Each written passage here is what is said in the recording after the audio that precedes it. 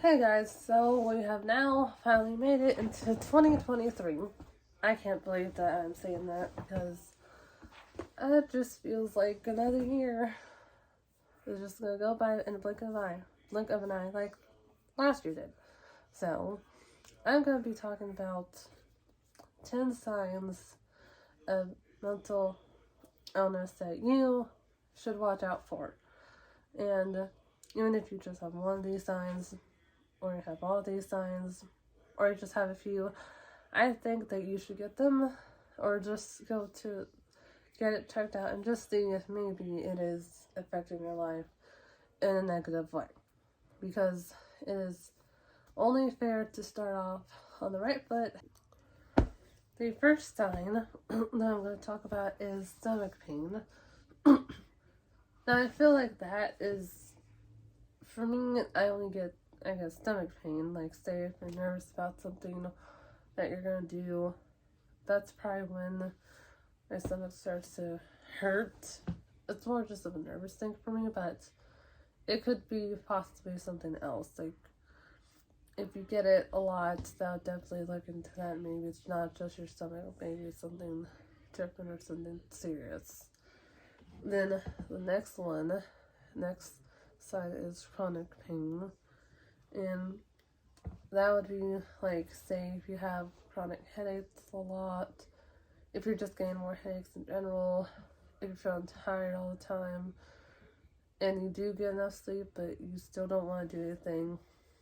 It could just be, maybe it has to do with your mood, and that could lead into some more questions, of course. I would say it could either just be for temporary, or it could be going on and on. But I'll definitely look into that. Now, and then the third sign is repetitive behaviors. So, I feel like I've seen, not just like, I've seen people who have like say if they have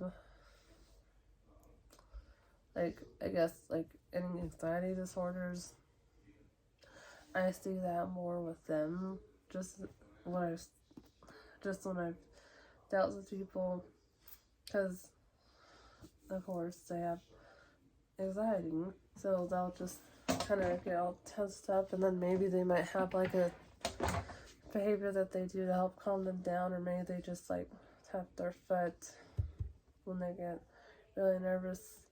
But it could also be another sign that maybe you have something other than that. So it could be different ranges of things that could lead to whatever it is, and it could lead to different mental illness, not just anxiety disorders. The fourth sign is withdrawal, and that could basically, again, be for really any mental disorder. That I see that sign in a lot of different ones. When you like withdraw from your friends, from family, the anxiety, depression, withdrawal could lead to, or could possibly lead to, either one of those or some others. But it's different if you just withdraw for a little while. But if you're constantly withdrawing, if you haven't like seen anybody for like months on end, unless that's, I guess, your normal, but if it's not your normal, then I'd possibly look into seeing if maybe there's something else going on. The next sign is mood changes, and when I talk about mood changes, I want to specifically talk about drastic mood changes, because I feel like that's when it's a little bit more of a problem. There's nothing wrong with being happy for a while, then maybe something happens and you're sad, and then you go back to being happy. But like, say if like the last few days you've been happy, nothing really has been going on, and then all of a sudden you wake up the next day and then you just don't want to do anything, you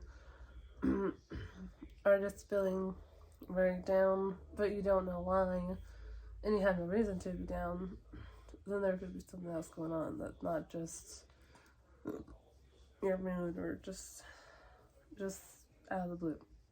It could be something, so I'll look out for that sign.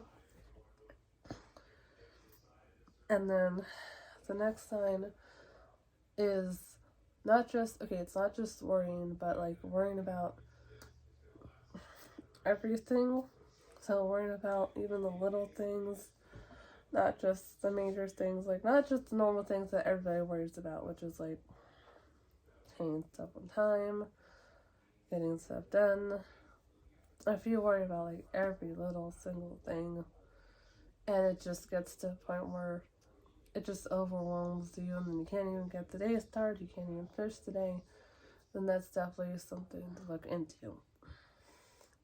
The next sign would be changes in sleep, and I feel like changes in sleep go along straightly or directly with your mood, because at least for me, like if I don't get enough sleep or don't get somewhat of a decent sleep, my mood will just not be very good. I don't want to be around people then, and I get very withdrawn if I don't have good sleep. Now, I don't know if other people like that, but I feel like just getting not a good sleep in general, it just drains you. Like, you can't do everything that you probably would usually do in your day, but it just bogs you down, and then everything just seems a little bit harder than what it usually is. I'm definitely looking into that, just to see what could be possibly going on. Then your changes in appetite is also a big one that I have seen or have dealt with.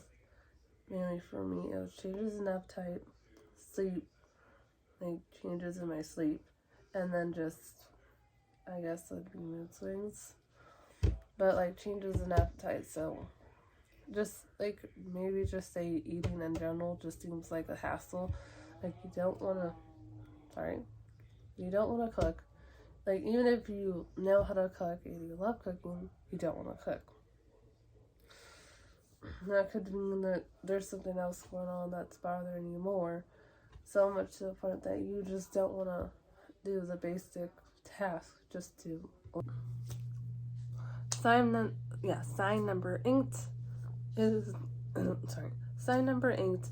It is feeling guilty, and this could be just like feeling guilt from not being able to function properly, like just being able to get through the day. It could be feeling guilt for some other reason. Maybe it's guilt from your past. It could be numbers of reasons. But if it's consuming your life, then I would definitely say you might want to check on that. You might want to see why exactly you're feeling guilty, and just try to work on trying to get that guilt to not consume your life. Then, now, tip number 10, or sign number 10, would be,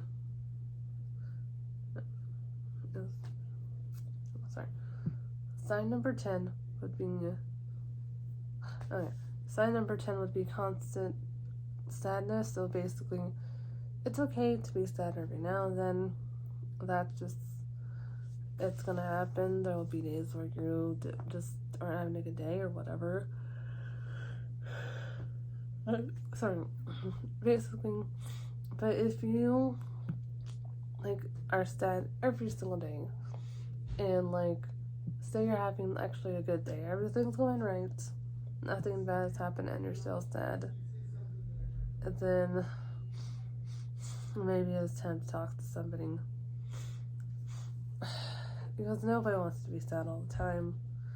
That's the truth. I know it just would make life very difficult, and it's just not a good life to have.